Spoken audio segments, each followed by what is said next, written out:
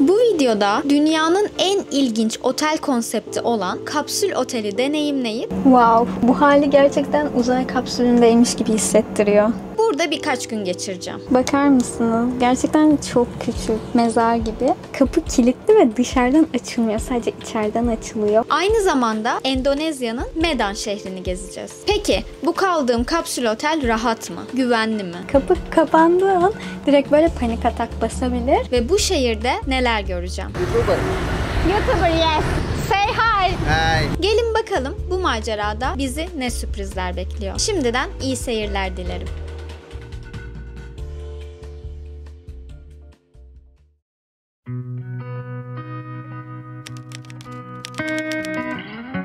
Hepinize selamlar. Umarım iyisinizdir. Ben şu an Sumatra adasında Lake Toba'dayım ve buradan başkent Medan'a geçeceğim. Ve orada yıllar sonra yeniden kapsül otelde kalacağım. Biliyorsunuz sizinle ilk tanışmam kapsül otelle oldu. Ve ben de kapsül otel konseptini çok seviyorum. Ve Medan'da bir tane kapsül otel buldum. Bu bulduğum diğer kapsül otellerden biraz daha farklı. O yüzden ben de heyecan ve merak içerisindeyim. Şimdi ben bir gölün ortasında küçük bir adada kalıyorum. Simosir Island diye geçiyor. Buradan ilk başta feribota bineceğim. Ondan sonra da toplu taşımayla Medan'a geçeceğiz. Buradaki lokal hayatı göstermek için videoya buradan başlayayım dedim. Hem bana da yol arkadaşlığı etmiş olursunuz. Hadi gelin gidelim.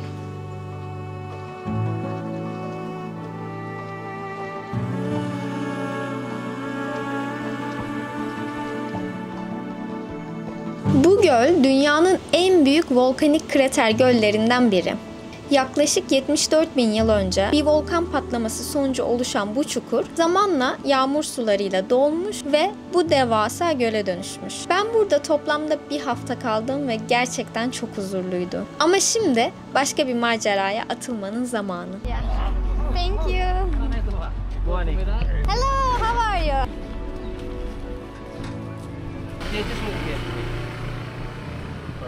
Public bus doluymuş ama bir tane daha public bus varmış. O bir tık daha az kişiliymiş.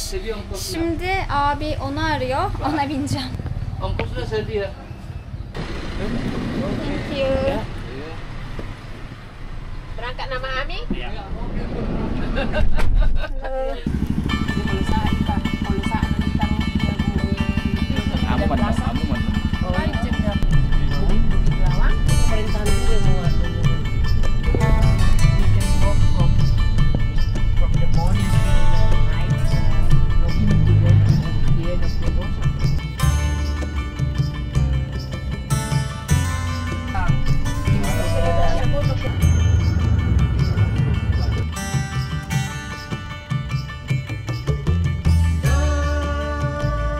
Evet, nihayet Medan'a vardım ama yol çok uzun sürdü. Yani özellikle Medan'a girdikten sonra çok trafik vardı. Ben de hemen hostele çantamı bıraktım ve direkt yemek yemeye geldim. Hostelin yakınında bir tane vegan restoranı buldum. Şu an bu yemeğin tadını çıkartmak istiyorum. İnanılmaz acıktım. What was the name? Misuasu. Okay. Bu yemeğin orijinali balıktan yapılıyormuş. Onlar da tofudan yapmışlar. İlk başta bir çorbasının tadına bakalım. İçinde zencefil falan var. Oh, çok güzel.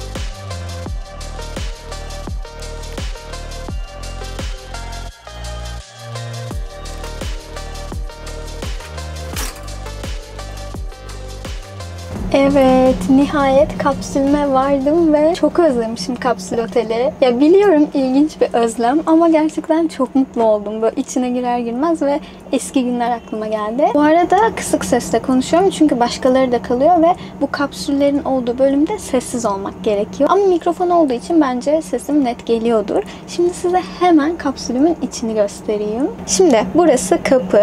İsterseniz ayrıca kilidi var ama zaten kapsüller dışarıdan açılmıyor. Şu şekilde kapı kısmı. Kapının sağından başlayalım. Kapının hemen yanında televizyon var. Ondan sonra burada böyle kocaman bir ışığımız ve aynamız var. Burada kapsülün ayarları var. Mesela buradan ışığı ayarlayabiliyoruz. Böyle azaltabiliyoruz. Arttırabiliyoruz. Ya da mesela şuradan rengini değiştirebiliyoruz. Şu güzelmiş, bunu beğendim. Yine buradan böyle arttırıp azaltabiliyorum.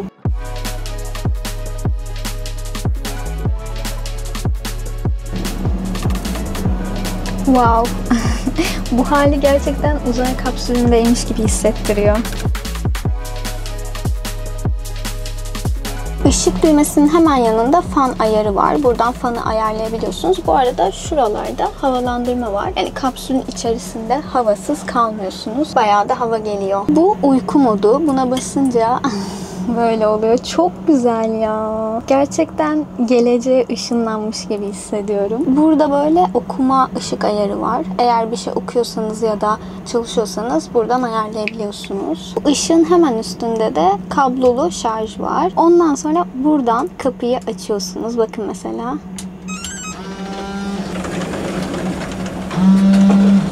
Bu da televizyon düğmesi. Çok merak ediyorum televizyon çalışacak mı? Çünkü genelde kapsüllerde televizyonlar çalışmıyor. Hep oluyor ama benim kaldığım diğer 2 kapsülde de televizyon çalışmıyordu. Gelin bakalım.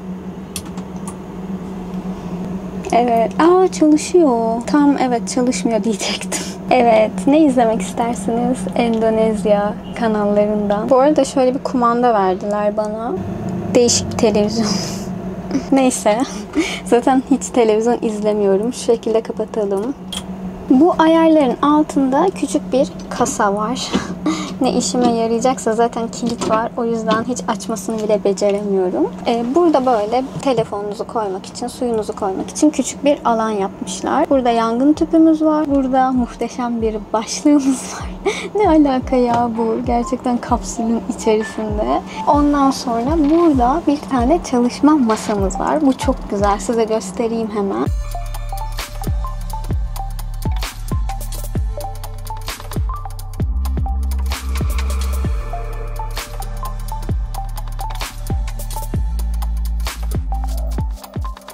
Ve yine kapının olduğu bölgeye geldik. Şimdi şöyle oturdum, size içeriği göstereyim. Bakar mısınız? Gerçekten çok küçük. Yani mezar gibi. Yukarısı da şu şekilde ışıklandırmalı. Ama bilmiyorum ya, ben çok güvenli hissediyorum kapsülün içerisinde. Yani bu benim özel alanım ya. Onu çok hissettiriyor bence kapsül oteller. Galiba o yüzden seviyorum. Tabii ayrıca klostrofobim de yok. Hani olsa 1 dakika bile duramazsınız burada. Çünkü kapı kilitli ve dışarıdan açılmıyor. Sadece içeriden açılıyor. O yüzden biraz ürkütücü olduğunu kabul ediyorum. Bu arada girerken ayakkabılarınızı çıkartıyorsunuz. Size terlik veriyorlar. Ama benim kendi terliğim olduğu için ben kendi terliğimi aldım.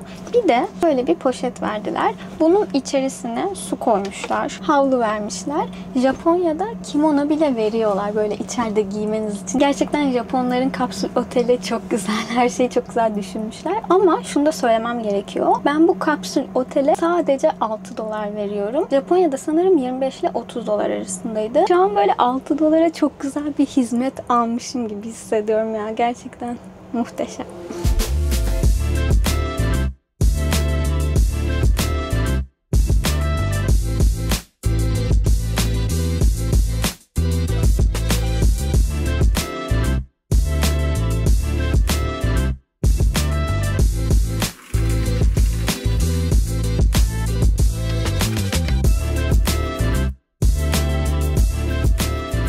Şimdi Bir de en uçtan şu mesafeden göstereyim. Oturduğumda ellerimi yukarı kaldırdığımda bu kadar ya. Yanlara değdirdiğimde de bu kadar bir mesafe kalıyor. Ya bırakın 1.80-1.90'ları 1.75 falansanız ve hafif kiloluysanız bile bir tık boğucu gelebilir. Ama benim için gerçekten çok ideal. İlk kaldığım andan itibaren ta Japonya'da 8-9 yıl önce ve iyi hissettirmişti yani kapsül otel konsepti ve çok da ilgi çekici. Yani içerisini falan da güzel dizayn etmişler. O yüzden denk geldikçe kapsül otelde kalmaya çalışıyorum. Eğer deneme fırsatınız varsa bence gittiğiniz ülkede araştırın ve bir kere de olsa deneyin. Yani en kötü başka bir yere gidersiniz. Hani kalamayacak gibi olursanız ya da kapıyı açık bırakırsınız. Ama bence beğeneceksiniz. Şimdi şöyle yapmayı düşünüyorum. Bir aşağıya ineceğim. Aşağıda kafe var.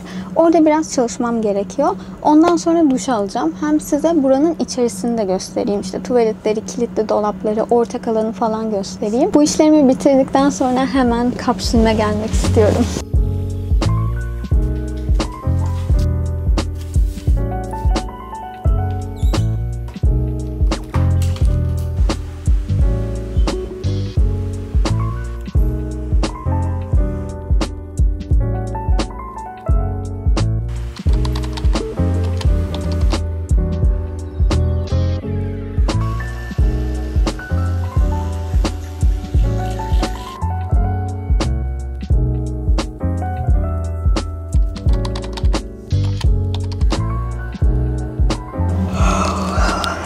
Ay çok yoruldum.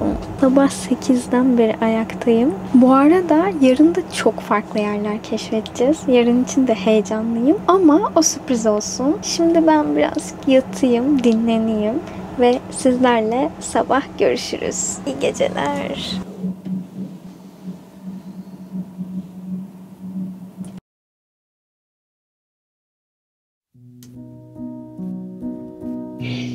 Günaydın.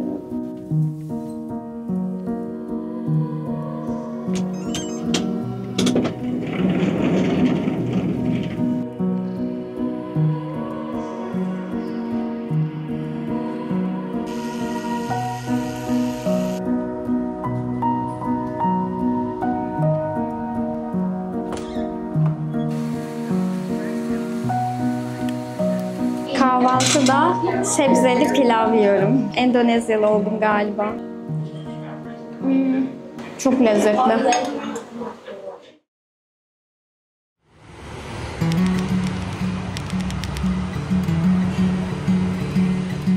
Endonezya, yüzyıllar boyunca güçlü imparatorluklara ev sahipliği yapmış bir ülke. 19. yüzyılda ise Hollanda sömürgesi altına girdi. Bunun izlerini hala sokaklarda görebiliyorsunuz. Örneğin burası kolonyal mimarinin olduğu bir sokak. Avrupa mimarisinin tropikal bir yorumu gibi. Bugünlerde Endonezya'nın Sumatra adasında yerel Batak kültürünü, Çin kökenli Endonezyalıları, Malay kültürünü ve Hint kökenli Endonezyalıları bir arada görebiliyorsunuz. Burada farklı dinler, farklı diller ve farklı gelenekler aynı sokakta yan yana yaşıyor. Ve bu şehrin gerçek ruhunu oluşturuyor.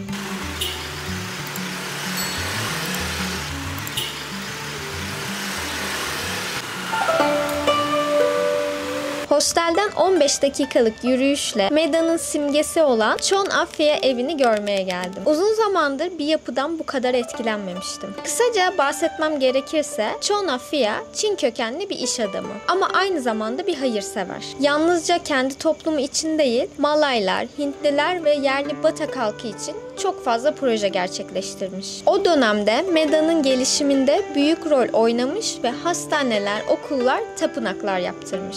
Bu evi de 1900'lü yılların başında inşa etmiş. Konağın mimarisine bakınca Çin, Malay ve Avrupa tarzlarının nasıl zarifçe bir araya geldiğini görebiliyorsunuz.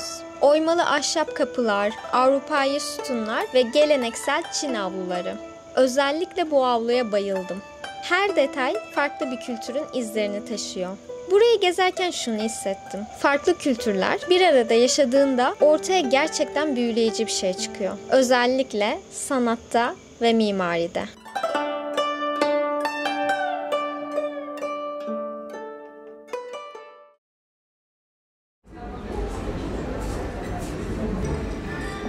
Konaktan Metrodan çıktıktan sonra bir kahve içmeye geldim. Burası da çok güzel. Burası da kolonyal mimari sonrası yapılan bir bina. Kahve de çok lezzetliydi. Normalde Sumatra kahvesi bana bir tık acı gelirdi ama sanırım burada alıştım. Neyse, şimdi anlayacağınız gibi dışarıda oturuyorum ve Grab çağırdım. Motorla bir tane tapınağa gideceğim. Gideceğim tapınak kaldığım yere çok yakın. Aynı zamanda güzel bir tapınak. Fotoğraflarını çok beğendim ve ilginç bir tapınak. Hadi gelin gidelim. Yamuk. Yes. Thank you. Google. YouTuber. YouTuber, yes. Say hi. Hi, my name Hanafi. Hanafi, okay. Nice to meet you.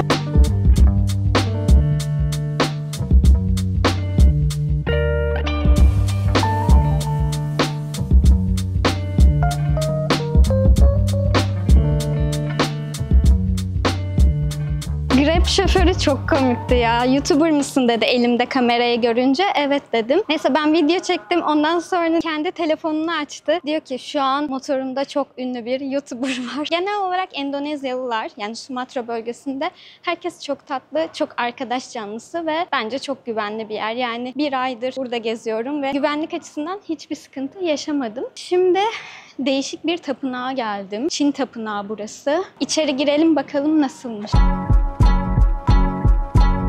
1962 yılında inşa edilen bu tapınağın ismi Doğu Dağ Tapınağı anlamına geliyormuş. Yani aslında bu tapınak Doğu ile olan manevi bağı temsil ediyor. Tapınakta hem Taoist hem de Budist inançlar var. Aslında sadece bir ibadet yeri de değil burası. Aynı zamanda Medan'daki Çin topluluğunun kültürel bir merkezi haline gelmiş. İçeride kimse yoktu ve atmosferi çok büyüleyiciydi. Bu arada bu tapınak Çin Yeni Yılı'nda rengarenk oluyormuş. Ben birkaç tane fotoğrafını görmüştüm ve ondan etkilenerek geldim. Şimdi hostele gidiyorum. Buradan 10 dakika mesafede bir yürüme yolum var. Ya yürümek sorun değil ama nem çok fazla burada. Dün videolara baktım biraz ve yüzüm çok yandığı için burnum falan soyuldu. Alnım da soyuldu. Çok da nemli olduğu için böyle vazelin sürmüş gibi parlak parlak çıkmış suratım. Ama orman yürüyüşü ve volkan yürüyüşü beni bu hale getirdi. Artık yapacak bir şey yok. Bu arada o videoları izlemediyseniz de izlemenizi tavsiye ediyorum.